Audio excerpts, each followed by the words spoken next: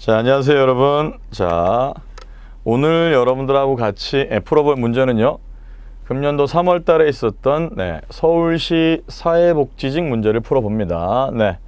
난이도가 제법 높았어요. 난이도가 높았기 때문에 여러분들 귀를 쫑긋 세우시고 들으셔야 되고요. 저는요 이렇게 얘기합니다.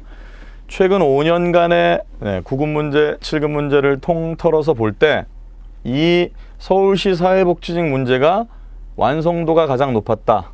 제가 볼 때는 질적으로 가장 높은 수준이었다라고 얘기해요. 그 말은요, 이 임시 문제를 해결하는 과정에서 당연히 공부할 내용이 매우 많다라는 거예요. 공부할 내용이 매우 많다. 그거 명심하셔야 됩니다. 알겠죠? 공부할 내용이 매우 많다. 아시겠죠? 그래서 사실은 단순히 정답만 체크하는데 목표를 두지 마시고, 문제를 푸시면서 선택지라든가 연관되는 이론을 제가 설명하면 여러분들이 잘 숙지하시고 잘 새겨 들으시고 잘 메모하셨다가 복습을 철저히 해주셔야 된다, 이런 얘기입니다. 아시겠죠? 진행해 보겠습니다. 1번. 자, 1번에 보시면요, 다음에 유적지에 대한 설명으로 가장 옳은 게 뭐냐, 여기서 유적지에 대한 설명으로 가장 옳은 게 뭐냐라고 돼 있죠. 그러면 결국 네 가지의 보기는 전부 다 유적지를 물어보고 있는데, 참 학생들이 힘들어 했던 게 1번 문제부터 기본서에 나오지 않은 내용을 가지고 시험 문제화 했기 때문에 학생들이 힘들어 했죠. 처음 나와 있는 게 뭐냐면 사천 늑도 유적지라고 돼 있습니다. 자, 이거 듣도 보도 못했다라고 하시는 분들이 많아요. 여러분들, 이 사천 늑도 유적은요, 초기 철기 시대 라고 얘기를 하죠. 초기 철기 시대 유적지다. 여러분들, 우리 한국사 시험 문제에서요, 초기 철기 시대 유적지는 시험 문제화 됐던 경우가 거의 없어요. 초기 철기 시대는 나오지 않았는데 이번 시험 문제에서는 초기 철기 시대 유적지를 가지고 시험 문제를 만들었다. 근데 사실 저하고 작년에 기본 이론을 들으셨던 학생들은 이 문제가 낯설지만은 않죠. 왜냐하면 여기 나와 있는 사천 늑도 유적, 작년도 8월 기준으로 사천 늑도 유적 발굴 30주년이 됐어요. 그래서 이 진주박물관에서, 국립진주박물관에서 사천 늑도 유적 발굴 30주년을 기념하는 대대적인 행사가 매우 많이 열렸다, 이 말이에요. 대대적인 행사가 열렸죠. 그래서 모든 매체에서, 조중동을 중심으로 하는 모든 매체의 문화면에서 대대적으로 또 강하게 보도를 했죠. 보도를 했어요. 그러니까 제가 관심을 가져달라고 얘기했죠. 왜냐하면 나올 수 있다. 그해 시사성이 반영된 문제로 충분히 출제가 가능하다. 드디어 나왔어요. 부끄럽지만 제가 적중시킨 문제라고 할 수 있는데요. 일단 여러분들은 초기 철기 시대에서 문제 먼저 해결할게요. 초기 철기 시대, 그러면 발량이라는 글자가 새겨진 청동화폐가 출토되었다. 발량전입니다. 발량전이라는 화폐. 우리가 공부할 때 발량전, 오수전, 왕망전, 진과, 이런 것들은 전부 다 청동제 화폐. 진과는 물론 진시황이라는 글자를 한자로 새긴 명문인데, 발량전, 명도전, 오수전, 왕망전, 이런 거 공부했죠. 발량전, 왕망전, 오수전, 명도전이라고 하면요, 이런 것들은 초기 철기 시대 한반도와 중국 간의 활발한 교류를 나타낸다, 이렇게 얘기하죠. 초기 철기 시대 한반도와 중국 간의 활발한 교류를 나타낸다. 그래서 발량전, 왕망전, 오수전, 명도전, 이 네 화폐는 이런 거를 드러내는 무슨 화폐? 청동제 화폐라고 얘기했어요. 철로 만든 게 아니라 청동제라는 얘기입니다. 그러니까 일단 이거는 정답이 되죠. 왜냐하면 사천 늑도 유적은 초기 철기 시대 유적지이기 때문에. 부산 동삼동 폐총에서는 주춧돌을 사용한 지상가옥이 발견되었다. 자, 여러분 여기서 부산 동삼동 폐총이라고 하면은요, 신석기. 그런데 지금 이 선택지에서 주춧돌을 이용했다라고 돼 있어요. 그렇죠? 네. 여기 지금 주춧돌을 이용한 지상가옥이라 그러면, 처음 등장이라 그러면, 네, 요거는 청동기가 맞고요. 그 다음에 주춧돌을 사용한 지상가옥이 처음 등장했다는 청동기고요. 본격화되었다라고 얘기하면요, 요거는 철기가 되겠죠. 이렇게 구분하시면 돼. 그럼 우리가 요 문제를 낸 사람은 참 꼼꼼하게 신경을 많이 썼고요. 기출문제 경향도 반영을 한 거예요. 이 부산 동삼동 폐총이라고 하면은요, 사실은 여기서 일본산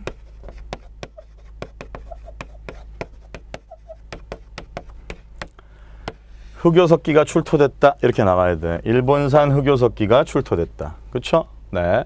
그럼 이거는 고대, 사실 이제 고대라는 말보다는 좀 더 정확히 얘기하면 신석기 시대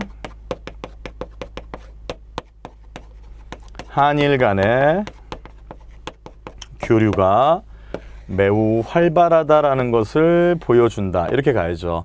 이걸로 이미 15년 국가직에서 시험 문제가 나왔단 말이에요, 여러분들. 그렇죠? 네, 기억하고 계시죠? 이거 기억하시고요. 틀렸죠. 그리고 이제 공부할 게 참 많아. 한 문제 안에서 주춧돌을 사용한 지상가옥은 처음 나온 건 청동기, 본격화된 건 철기 이렇게 들어가죠. 단양 수양계에서 발견된 아이의 뼈를 흥수아이라고 부른다. 여러분, 충북 단양 수양계에서 발견된 아이의 뼈가 흥수아이다가 아니죠. 그렇죠? 네. 우리가 이 흥수아이라고 할 때는 청원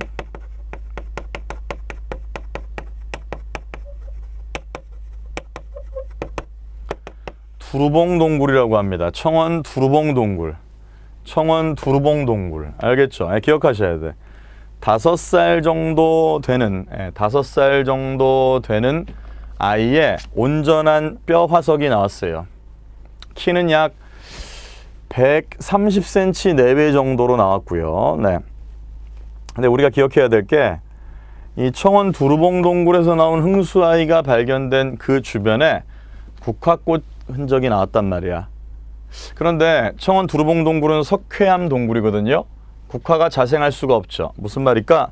다른 지역에서 국화를 뽑아다가 내지는 꺾어다가 이 아이의 죽음을 애도하는 형태로 국화꽃을 놓았다라는 얘기죠. 그렇죠? 그래서 청원 두루봉동굴의 흥수아이라고 하면은요, 청원 두루봉동굴의 흥수아이라고 할 때는 우리가 이렇게 얘기하죠. 국화꽃을 뿌린 장례의식이 확인된다. 그래서 흥수아이라고 할 때 국화꽃, 요거 잘 기억하시고요. 네. 그 다음에, 그러니까 단양 수양계는 아니지. 그럼 우리가 사실 단양 수양계에서 나오는 건 뭐냐? 제가 이제 기출문제 풀이를 해설을 많이 강조하는 편이기도 한데, 특히 이 문제는 거리가 참 많아. 단양 수양계는 뭐냐? 여기서는요, 순배찌르개가 나온다. 이렇게 들어가야지. 순배찌르개. 그럼 여러분들 이쪽에다가 제가 조금 얘기해 볼게요. 네, 우리가 이제 순배찌르개라고 하면, 순배찌르개는요, 모양이 어떻게 되냐면 이런 모양이 나오죠. 여기를 순배라 그래. 이 순배는 손잡이라고 하죠. 손잡이가 있는 찌르개라는 얘기죠. 네. 그러면 사실 이 순배찌르개는 정확히 얘기하면 뭐라고 얘기할 수 있죠? 창의 기능을 수행한다.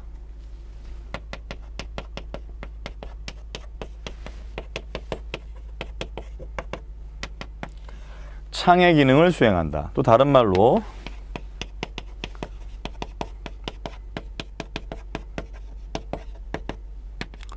이음도구의 원형이다. 이렇게 얘기하죠. 그렇죠? 네. 창의 기능을 수행한다. 이음도구의 원형이다. 그래서 요거는 후기구석기 때 등장했다라는 것까지 알아둬야지만, 네, 여러분들의 학습에 만전을 기할 수 있죠. 그래서 이렇게 정리를 해주시고요. 그 다음에 4번에 울주 방구대에는 사각형 또는 방패 모양의 그림이 주로 새겨져 있다라고 돼 있죠. 네. 여기서 여러분들 이 문제도 좀 독특한 게 뭐냐면은 이렇게 나오는 거야. 사각형 또는 방패 모양의 그림이 주로 새겨져 있다라고 할 때는 울주 방구대 암각화가 아니라 요거는 고령 양전동, 다른 지명으로 얘기하면은 장길이라 그래요. 장길이 알터 암각화.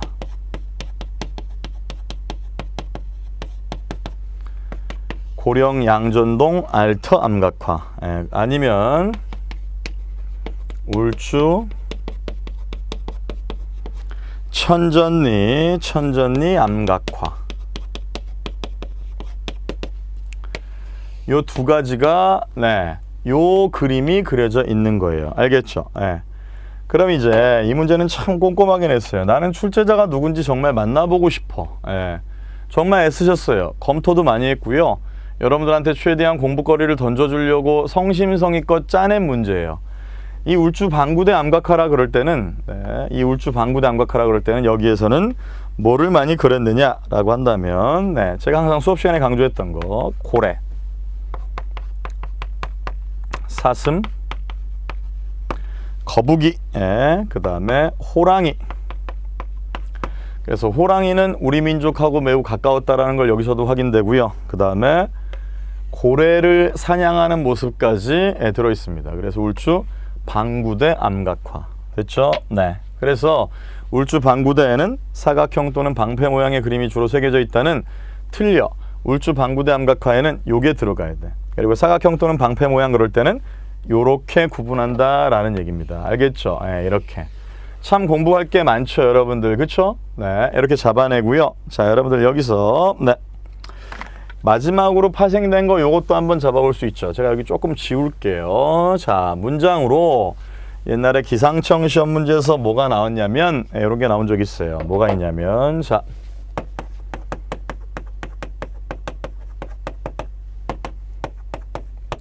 암각화는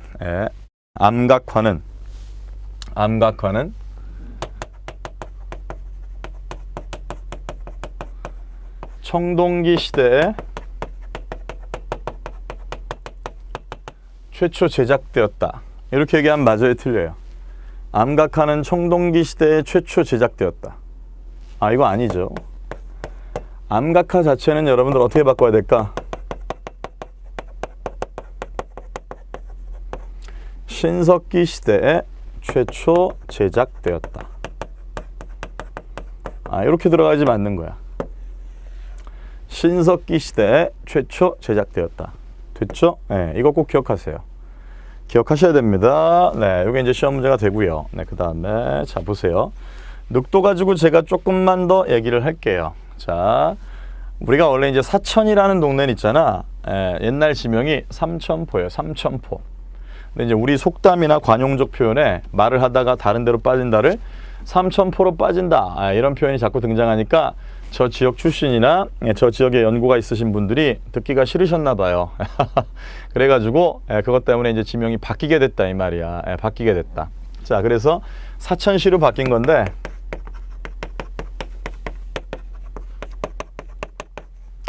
사천 늑도유적이라고 하면 아까도 얘기했다시피 초기철기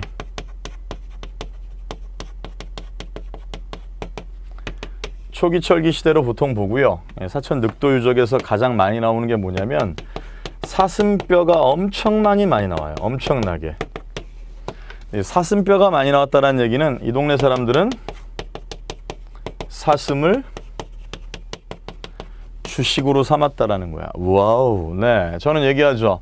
야, 늑도에 살았던 사람들은 말이야. 아, 진짜 귀족들이었나 봐. 웰빙 영양식인 사슴을 그렇게 즐겨 먹었다. 사슴 샤브샤브.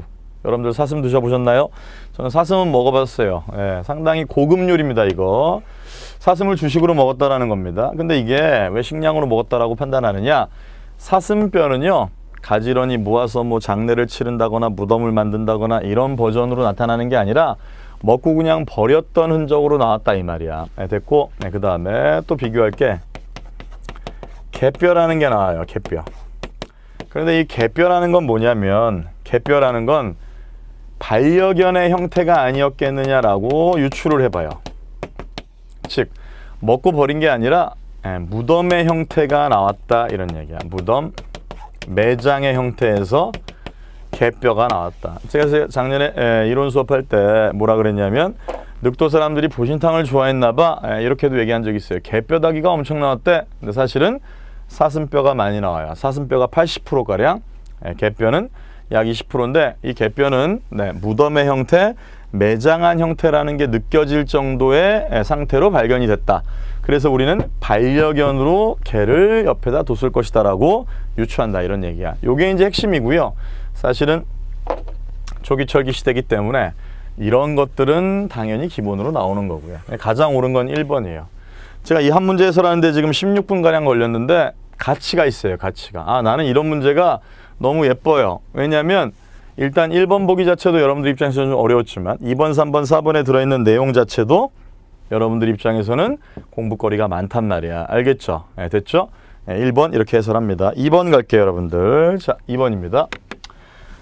제가 좀 간단히 할 수 있는 거는 최대한 빨리 할게요. 자, 2번에 삼국시대 정치제도에 대한 설명으로 가장 옳은 게 무엇이냐라고 되어 있죠. 네. 신라의 화백회의는 만장일치 원칙이며 회의의 의장은 상좌평이라고 되어 있는데요. 네, 상좌평은요. 백제를 의미하죠. 백제. 됐죠. 그리고 화백회의의 의장이라고 할 때, 회의의 의장이라고 그럴 때 이 화백회의의 의장은요. 상대등이라고 하죠. 상대등. 상대등이 화백회의의 의장이다. 이렇게 얘기하는 거야. 그러니까 틀렸죠. 너무나도 평범하지만 틀린 내용이고요. 백제는 관품구별에 따라 자단, 비녹의 공복을 입었다. 우리가 자단, 비녹이라고 할 때는요. 고려, 광종.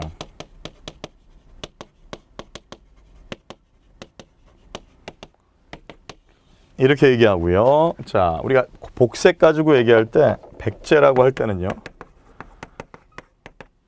고이왕 때. 고이왕 때. 자, 비, 청의 삼색 공복. 이렇게 들어가죠. 고이왕 때 자비, 청의 삼색 공복. 그 다음에 고이왕 때 추가한다면 육좌평, 16관등제도. 그렇죠. 네, 육좌평, 16관등제도. 이렇게 들어가면 되고요. 그 다음에 자, 여기 지금 자단, 비녹 나와 있는 거는 고려, 광종 때라는 걸 이미 했고요. 신라는요. 법흥왕 때. 신라는 법흥왕 때 자, 비, 청, 황, 사색 공복. 네, 이렇게 가는 겁니다. 자비, 청황, 사색 공복. 됐죠? 그래서 신라는 법흥왕 때 자비, 청황, 사색 공복. 됐죠? 네, 이렇게 잡아내시면 됩니다. 됐고요. 네, 그 다음에 신라는 진덕여왕 때 집사부와 창부를 통합해 정무기관인 품주를 설치했다라고 돼 있죠? 아니죠? 이렇게 바꿔야죠. 이것도 틀리는 건데 어떻게 바꿔야 돼?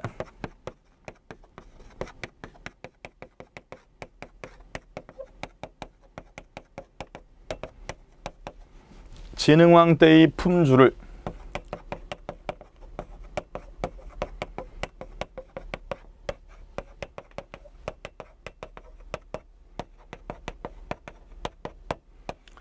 진덕여왕 때 집사부와 창부로 바꿨다. 이렇게 가야지. 그렇지. 집사부 그러면은 왕실사무. 창부 그러면 국가 재정 업무를 맡아본다. 이렇게 가는 거예요. 그렇죠? 그러니까 앞뒤가 바뀌었잖아. 국상 대대로 망리지 등은 고구려에서 재상의 직위를 지칭한다. 정답입니다. 네, 정답이죠. 그래서 이게 이제 정답이고, 항상 제가 망리지가 언급이 되면은 누구를 떠올려야 된다? 연개소문.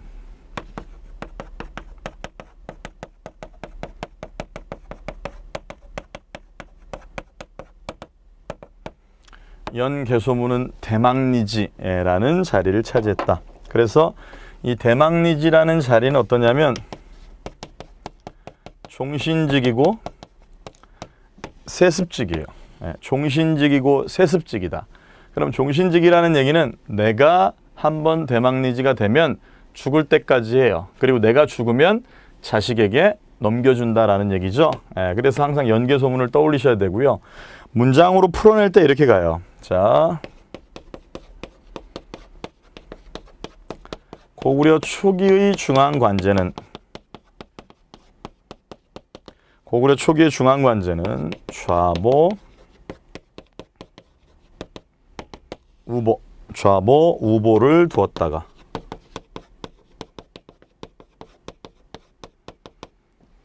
이세기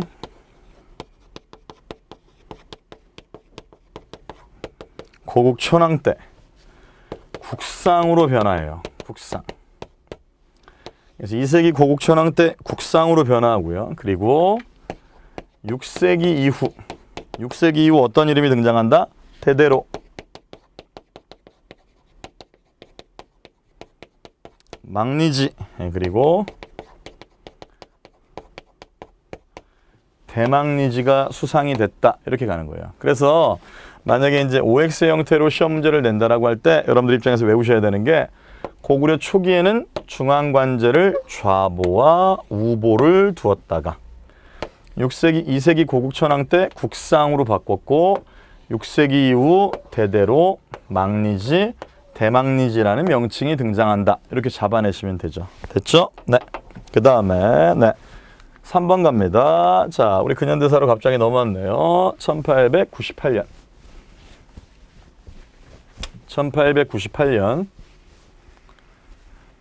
관민공동회에서 채택된 헌의6조라고 되어 있죠. 네.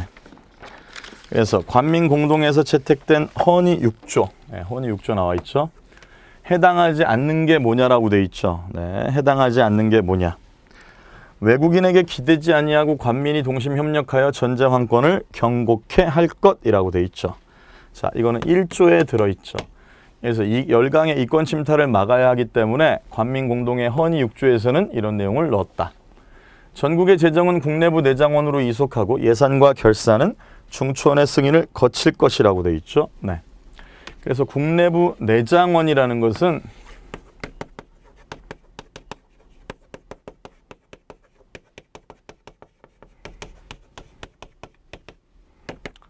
황실재정 전담기구가 되겠죠. 황실재정 전담기구가 되겠죠. 그렇죠? 기억하시기 바라고요. 그래서 여기서 헌의 6조에서는 국내부 내장원으로 이속하라는 말이 나오는 게 아니라 사실 여기서는요. 재정 일원화를 주장해요. 재정 일원화. 그래서 재정 일원화를 주장한다라고 할 때 뭐라고 얘기하냐면 재정 일원화는요.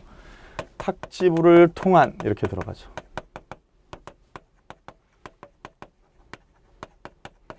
탁지부를 통한 재정 일원화. 됐죠? 이렇게 기억하셔야죠. 그러니까 2번이 틀렸죠. 그럼 여기서 국내부 내장원으로 이속한다라는 얘기는 황실 재정을 강화한다라는 얘기고 황제권 강화와 관련을 맺고 있는 얘기가 돼요. 그럼 여러분들 입장에서의 시험 문제는 뭐가 있냐면 이 내장원이 최초 설치됐던 때가 언제냐라고 얘기한다면 이건 언제죠? 2차 갑오개혁.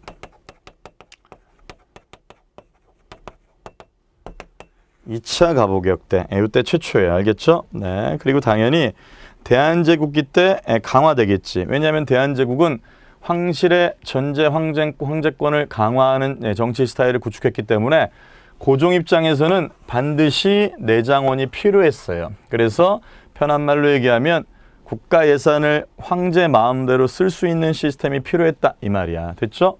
기억하시기 바라고요. 모든 중대범죄는 공개재판을 시행하되 피고가 끝까지 설명하여 마침내 자복한 후에 시행할 것이라고 되어 있죠. 네, 요거는 4조죠.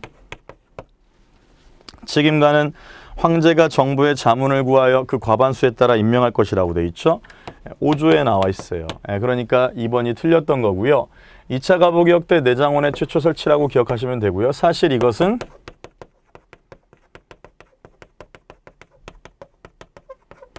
황제권 강화와 관련 있는 내용이다라는 걸 꼭 기억해 주셔야 됩니다. 알겠죠? 네, 됐고. 그 다음에 사실은 내가 하나만 더 짚어주고 싶은 게 뭐냐면은 이런 게 있어요. 항상 순서를 외우실 때 1898년이 관민공동의 헌의 6조가 나오고요. 그 다음에 1899년이 대한국 국제 1899년이 대한국 국제를 반포했다. 그래서 사실은 2013년 지방직 시험 문제에서는 요거 우선순위를 물어보는 시험 문제도 있었죠. 잡아내셔야 돼요. 그렇죠? 네. 뒤로 갑니다. 자, 4번입니다. 밑줄 친 내용과 관련된 사실로 가장 옳지 않은 게 뭐냐라고 돼 있죠. 네. 이 문제도요. 뭐랄까 스타일이 상당히 생소하고요. 그 다음에 사료가 처음 보는 사료가 나왔다. 그래서 전일 세자가 심양에 있을 때, 그런데 이제 세자가 심양에 있다라는 거 나오면 항상 여러분들은 소현세자를 꼭 기억하셔야겠죠. 소현세자. 저하고 이제 공부하신 학생들은 제가 이제 이론 때 배경 설명할 때 항상 강조하기 때문에 머리에 남아 있을 거야. 집을 지어 고운 빨간 빛의 흙을 발라서 단장하고 또 포로로 잡혀간 조선 사람들을 모집하여 둔전을 경작해서 곡식을 쌓아두고는 그것으로 진기한 물품과 무역을 하느라 관소의 문이 마치 시장 같았으므로 임금이 그 사실을 듣고 불평스럽게 여겼다라고 돼 있죠. 그렇죠? 네. 여기서 1636년 이때가 병자호란이죠. 1636년 병자호란이 있었고요. 네. 이 병자호란 이후에 어떤 상황? 그렇지. 뭐 인질로 잡혀가는 내용의 얘기가 나올 거 아니야. 1637년에 뭐가 체결되냐면 여러분들 정축맹약이라는 게 체결돼요. 그래서 이 정축맹약이라는 내용이 뭐냐면 정축년에 조선의 세자와 그 다음에 공경대부 사대부들의 자식들을 잡아가겠다라는 내용이에요. 잡아가겠다. 그래서 요거는 뭐냐면 소현세자 복림대군 훗날 효종이 되는 사람이죠. 요 두 사람을 비롯해서 삼정승 6판서의 자제들을 어디로? 네, 인질로 잡아간다라는 얘기죠. 심양 지방에 인질로 잡아가겠다. 됐죠? 네. 그래서 밑줄친 내용과 관련된 사실로 가장 옳지 않은 것이라고 할 때, 자, 1번 세자. 북경에서 아담샬과 만나 교류했다라고 돼 있어요. 아담샬과 만나 교류했다. 맞습니다. 그래서 이 소현세자는 우리나라 역사상 기득권 계층에 속해 있는 사람으로서는 사상 최초로 사실은 단순 기득권이 아니라 다음 왕이 될 사람이죠. 다음 왕이 될 사람으로는 사상 최초로. 그렇죠. 네. 서양 선교사를 만나게 됐고요. 서양인들의 과학기술과 서양인의 종교와 학문에 대해서 눈을 뜨게 됐단 말이야. 이거 얼마나 중요한 순간이에요. 그런데 이 소현세자가 조선에 들어가서 이러한 것들을 바탕으로 새로운 정치를 하고 문외 르네상스를 펼치고자 했지만 인조에 의해서 제거됐다라고 얘기했죠. 안타깝죠? 귀국한 여성 중에는 가족들의 천대와 멸시를 받는 이도 있었다. 아, 그렇죠. 그래서 잡혀갔다가 돌아온 여자들을 환향녀라고 불렀어요. 다른 말로 속환녀라고 하는데 이 참 웃기죠. 정조를 잃었다라고 하면서 사회적으로 배척했고요. 심지어는 이혼을 요구하는 사대부들도 속출했죠. 네, 비겁쟁이들. 그렇죠? 요게 이제 변형된 말이 뭐냐면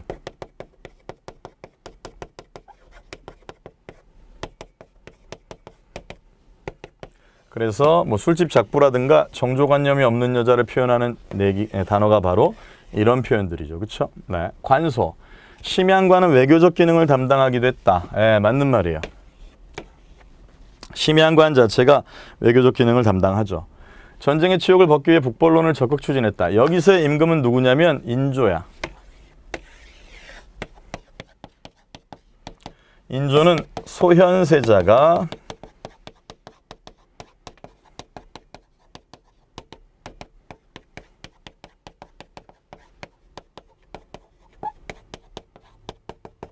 친청의 자세를 보이자.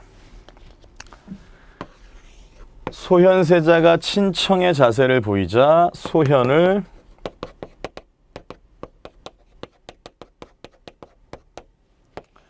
제거하는 인물이다. 그렇죠? 네. 그래서 인조는 소현을 제거했던 인물이야. 네, 그러니까 전쟁의 치욕을 씻기 위해 북벌론을 적극 추진했다는 맞지가 않고 이렇게 북벌을 적극 추진했다라고 할 때는 누가 나와야 되지? 효종이 나와야겠죠. 효종. 그렇죠? 그래서 가장 옳지 않은 것이라고 할 때는요. 정답 몇 번? 네. 정답은 4번 가셔야 됩니다. 됐죠? 네. 4번입니다. 뒤로 가죠. 네. 5번 갑니다. 다음 보기에 밑줄 친 주체에 대한 설명으로 가장 옳지 않은 것입니다. 네.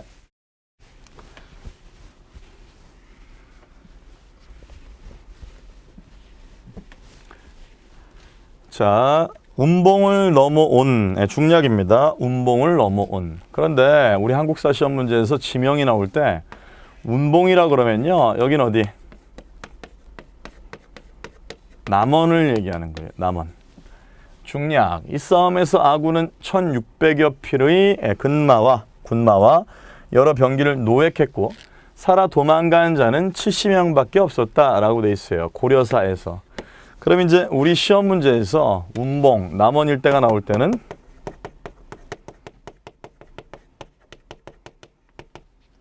황산대첩. 요게 이제 시험 문제가 되겠지. 황산대첩 그러면 누구? 이성계. 이성계를 기억하시고 그 다음에 이성계가 누구를 제거했다? 아지바투를 제거했다. 근데 이 아지바투는 일본의 꽃미남 장수 이렇게 얘기하죠. 그래서 일본의 미소년 장수. 그렇죠? 일본의 미소년 장수 누구? 아지바투. 달리 얘기하면 뭐야? 아지발도라고도 하죠. 아지발도. 됐죠? 아지발도. 자, 그 다음에 그들로부터 개경을 수복한 정세훈, 이방실, 김득배는 김용의 주도하에 암살되었다, 살해되었다라고 되어 있는데 그럼 일단 잡아요. 이 사료에서 살아 도망간 자라고 할 때는요. 왜구를 얘기하고요. 그들로부터 개경을 수복한 정세훈, 이방실, 김득배는 김용의 주도하에 살해되었다라고 되어 있는데 자, 여기서 정세훈, 이방실, 김득배라고 할 때 이거는 사실 이제 어떤 개념으로 가야 되냐면 이렇게 가요. 자, 정리를 해보면 1361년에 홍건적 2차 침입이 있었어요.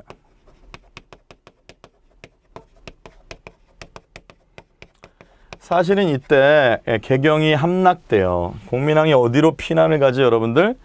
공민왕은 복주로 피난 가요.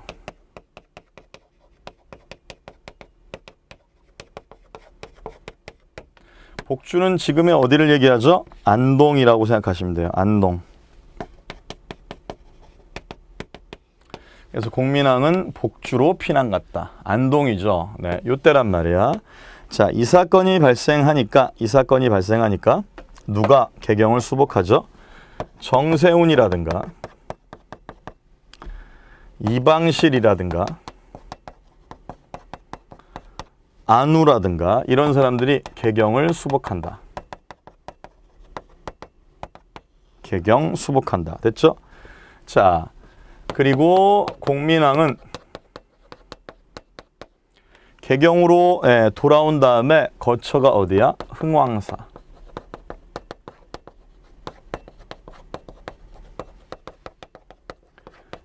그러니까 김용이 1363년 흥왕사의 변을 일으킨다. 이렇게 들어가요. 그러니까 사실 여기서의 그들은 홍건적을 얘기하잖아. 그러니까 외국하고는 맞지가 않죠. 정답은 1번이지. 사실은 요거를 좀 얘기하는 거고, 여러분들의 시험 문제에서는 이 흥왕사의 변 때 공민왕을 암살시키려고 했는데 공민왕이 암살당하지 않아요. 흥왕사의 변은 실패하고요. 시험 문제는 뭐냐면 항상 이렇게 외우세요. 이게 너무 잘 나오는 거기 때문에 흥왕사의 변이 실패한 후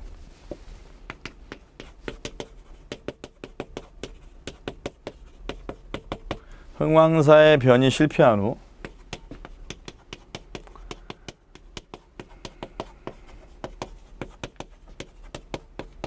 공민왕의 개혁 정치는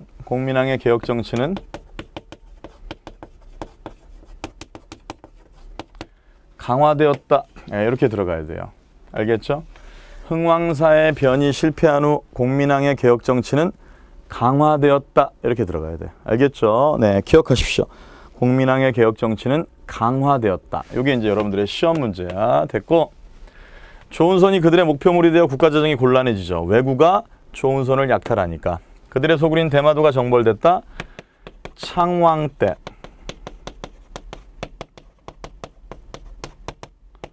박위에 의해 이렇게 들어가죠. 창왕 때 박위에 의해 대마도가 정벌됐다. 됐죠? 그들이 자주 출몰하자 수도를 옮기자라는 주장이 제기되기도 했다. 이거 어때요? 네, 맞습니다. 그래서 내륙까지 침략을 감행하니까 수도 천도론이 등장해요. 맞아요. 그리고 사실 고려 말 왜구의 첫 침입이라고 하면 고종 때부터라고 얘기하죠. 그렇죠?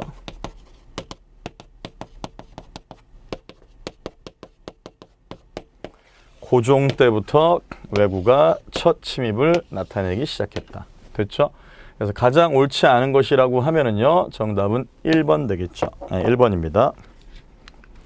6번입니다. 성악지묘라고 돼 있죠. 이 문제는 좀 간단한 내용이에요. 이 출제자가 이번에 상당히 신경 많이 쓴 거예요, 여러분들. 알겠죠? 저는 좀 이런 정성이 느껴지는 문제가 좋아요.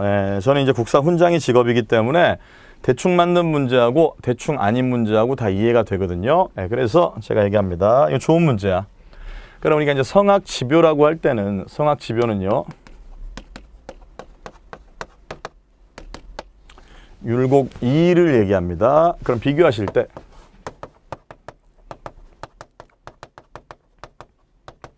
성악 10도는 퇴계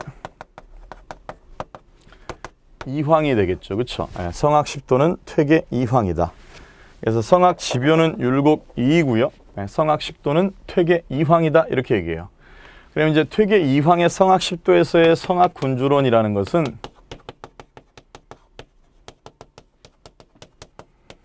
임금이 스스로 학문을 깨우쳐 올바른 정치를 해야 된다. 이런 얘기고, 율곡 2의 성악 지뷰에서는 뭐라고 얘기하냐면 신하가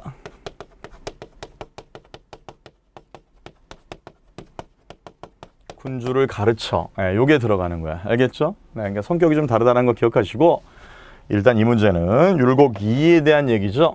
이원론적 이기론을 통해 이의 자발성이나 독자성을 강조했다. 이거는 퇴계.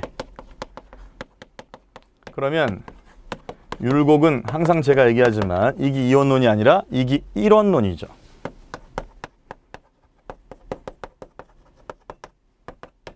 됐죠? 이 말은 이와 기의 근원은 하나다라는 얘기야. 근데 이기 이원론이라고 하면은 이건 어때? 이와 기의 근원은 두 개가 완전 별개로 다르다라는 얘기죠. 신하는 성악을 군주에게 가르쳐 기질을 변화시켜야 한다라고 했다. 정답은 그러니까 1번이고요. 이거는 율곡의 견해가 맞고요. 향약의 전국 시행, 수미법의 실시 등을 제시했다. 율곡에 대한 견해가 맞고요. 그래서 서원향약,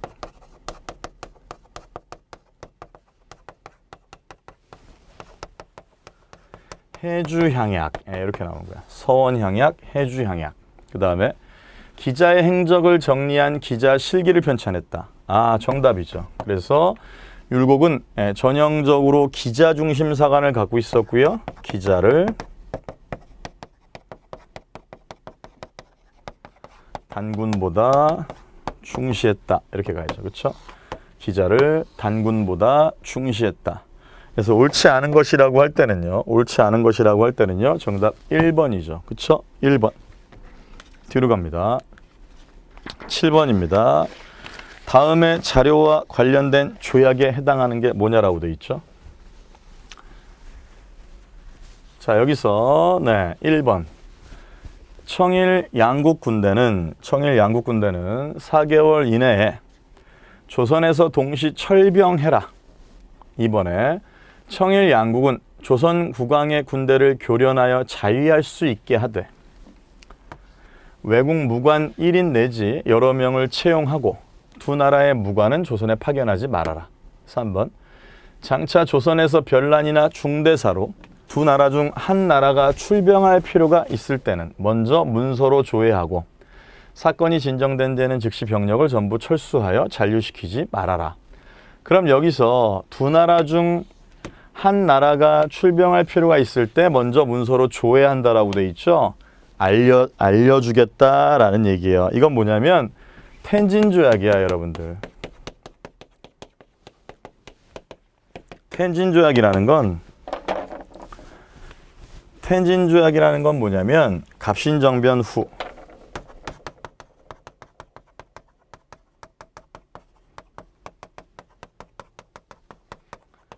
조선과 청 사이에 체결된 게 아니라 일본과 청 사이에 체결된 거죠.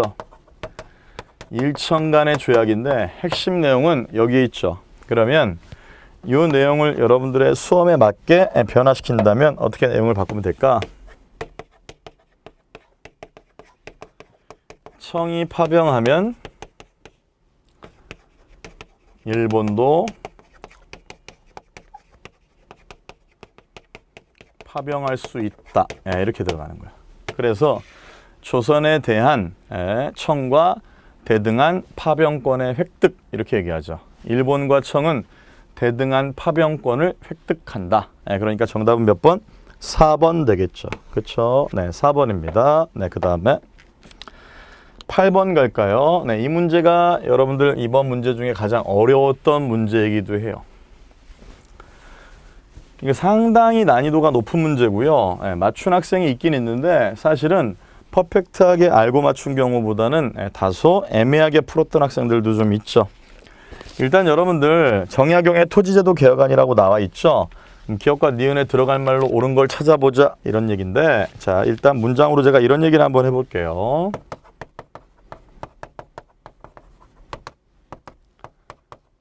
정약용은 전론의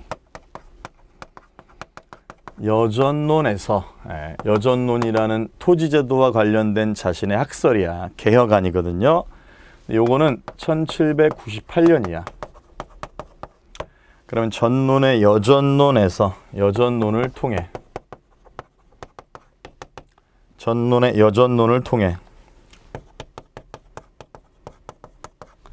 주나라의 정전제, 그 다음에 유형원의 균전제, 그 다음에 이익의 한전제를 모두 비판했다.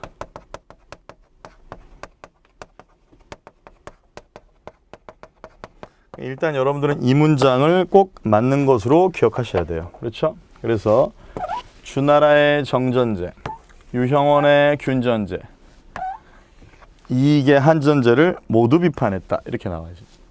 정약용은 전론의 여전론에서 주나라의 정전제, 유형원의 균전제, 이익의 한전제를 모두 비판했다. 그리고 뭘 제시했다? 여전제를 제시했다. 그래서 여전제라는 것은 공동생산, 공동분배. 여전제라는 것은 공동생산, 공동분배 이렇게 얘기하는 거예요. 그런데 이게 이제 비현실적이라는 걸 나중에 판단하게 된다 이런 얘기예요. 그리고 이제 그럼 이제 기억에 들어갈 말을 한번 정리해 볼게요. 자, 볼까요? 일단 기억에 들어갈 말이 뭐냐라고 하면 기억은 정전제야. 즉 아까 얘기했던 주나라의 정전제야. 그래서 사실은 여러분들 이게 좀 힘들었던 이유가 주나라의 정전제라는 개념은 뭐냐면 주나라의 정전제는 구획정리가 상당히 중요하다. 구획정리. 그래서 주나라의 정전제는 구획정리를 바탕으로 한다. 이거 꼭 기억하셔야 되고, 그런데 봐봐. 왜 안 됐냐라고 봤냐면 정전제는 모두 한전이었는데 수리시설이 갖춰지고 매벼와 찰벼가 맛이 좋으니 수전을 벌이겠는가. 정전이란 평평한 농지란 말이야. 그런데 우리나라는 어때? 산지가 많기 때문에 평평한 농지를 만들 수도 없고 나무를 베어내느라 힘을 들였고 산과 골짜기가 이미 개간되어 있으니 이러한 밭을 버리겠는가. 그러니까 정전제를 할 수 없는 우리나라 특유의 여건이 있다라는 얘기죠. 그렇죠? 네, 그래서 주나라의 정전제는 구획정리를 기본으로 한다라고 되어 있죠. 네, 그리고 평지에 농지가 나타나는 게 바로 주나라의 정전제인데 안 되는 이유, 우리 실정에 맞지 않는 이유는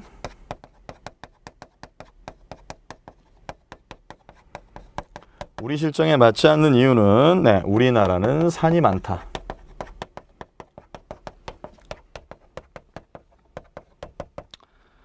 산이나 계곡의 투자는 산이나 계곡의 토지는 구획이 어렵다.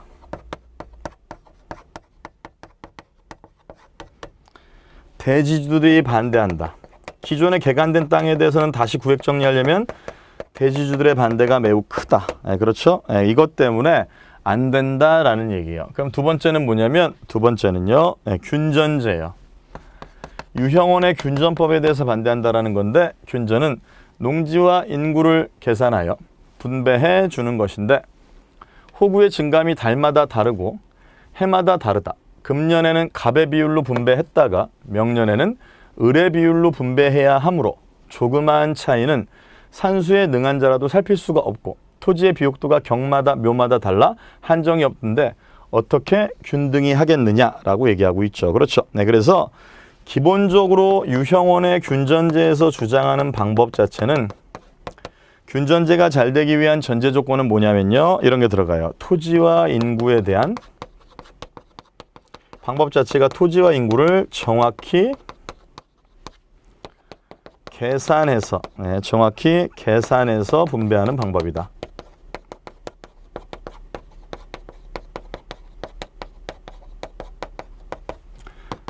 토지와 인구를 정확히 계산해서 분배하는 방법이다. 그런데 이거 자체가 불가능한 면이 있기 때문에 균전제는 안 된다. 이런 얘기죠. 그렇죠. 그래서 정답은 4번이 되겠고요. 한전제는 왜 안 된다라고 했냐면 토지 소유욕을 막을 수가 없다 이런 말이야. 근본적으로. 이익이 제시했던 한전제는 토지 소유를 제한하자라는 거거든. 네, 그래서 토지 매매를 금지한 자라는 거거든. 사실 영업전이라는 토지는 매매를 금지하자라는 게 한전제인데 그래서 안 된다라는 얘기죠. 9번 갈게요. 자, 순서 물어보는 겁니다. 9번. 조선 정부는 강화도 조약 체결 이후에 근대 문물을 살피고자 국정개혁의 자료를 모으기 위해 여러 나라의 사절단을 파견했다. 각 사절단의 파견 순서를 바르게 나열한 게 뭐냐라고 돼 있죠. 1차 수신사 1876년. 네, 보빙사라고 돼 있죠. 보빙사 1883년. 요거 이제 요즘 많이 나오는 스타일이에요, 여러분들. 조사 시찰단이라 그러면요. 이거는 신사유람단이라고 얘기하죠. 일본에 간 거죠. 1881년 4월이고요. 영선사라고 돼 있죠. 이거는 1881년 9월이고요. 청에 간 거죠. 이거는 일본에 간 거고요. 항상 출제 포인트는 조사 시찰단이 영선사보다 먼저라는 거 기억하시면 되고요. 2차 수신사라고 하면은요. 이건 1880년 되겠죠. 그래서 조선 책략을 가지고 왔다라고 할 때 얘기가 나오잖아. 그러니까 정답은 어떻게 돼요? 정답 3번이죠. 3번입니다. 그 다음 문제 10번 가겠습니다. 자, 10번 보시면요. 다음 지문이 가리키는 신문입니다. 자, 이것도 이제 어려운 문제는 아니에요. 방문국이라고 나왔죠. 관리를 둬 외국의 기사를 폭넓게 번역하고 아울러 국내 일까지 기재하여 국중에 알리는 동시에 열국에까지 널리 알리기로 하고 이름을 순보라고 했다.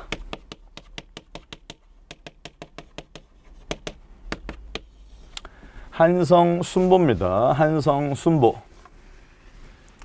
자, 그래서 방문국을 설치하고 한성순보라고 할 때는 이게 바로 최초의 신문이에요. 이건 순한문신문이에요. 순한문신문이죠. 그렇죠? 네. 3차 수신사로 다녀온 박용효가 방문국을 설치한 후 발행했다라고 돼 있죠. 우리나라 최초 신문이고요. 관보입니다. 관보. 그리고 열흘마다 이렇게 가야겠죠. 그렇죠? 관보고 열흘마다. 외국 문물을 주로 소개하는 역할을 했고요. 갑신정변 때 폐간되죠.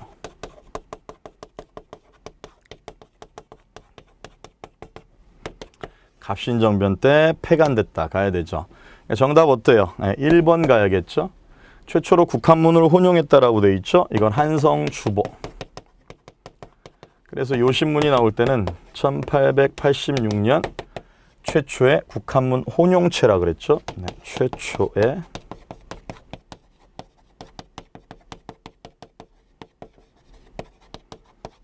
국한문 혼용체 됐죠. 네, 그 다음에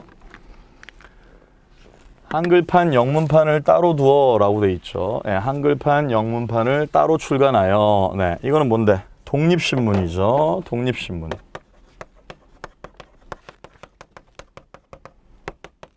네.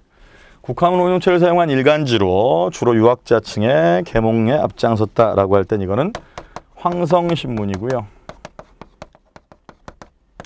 황성신문은 의병활동에 매우 부정적이었다라고 했어요. 그렇죠? 의병활동에 매우 부정적이었다. 그리고 이게 최초의 국한문 혼용체가 바로 한성주보야. 그러니까 우리나라 최초의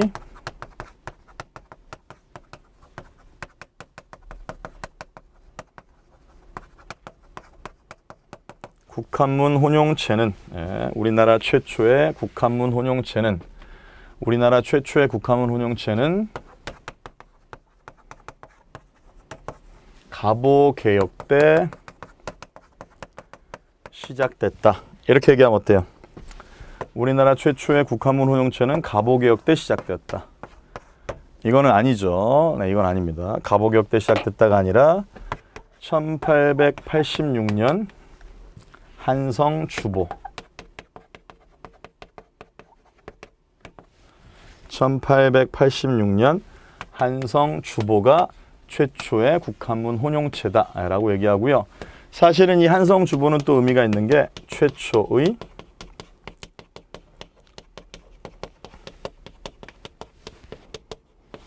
상업광고를 게재했다. 최초의 상업광고를 게재했다. 이것까지 잡아내시면 아주 좋아요. 알겠죠? 네, 됐습니다. 네, 이렇게 정리가 됐고요. 11번부터는 좀 쉬었다 와서 풀도록 하겠습니다. 자, 고생 많으셨어요. 좀만 쉬었다 올게요.